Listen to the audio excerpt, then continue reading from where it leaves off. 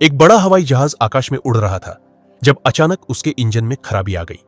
जहाज में सैकड़ों यात्री थे और वह तेजी से नीचे गिरने लगा।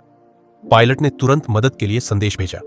आयरन मैन, जो पास ही उड़ रहा था, संदेश सुनते ही बिजली की गति से वहां पहुंचा। उसने देखा कि जहाज एक बड़े पहाड़ से टकराने वाला था।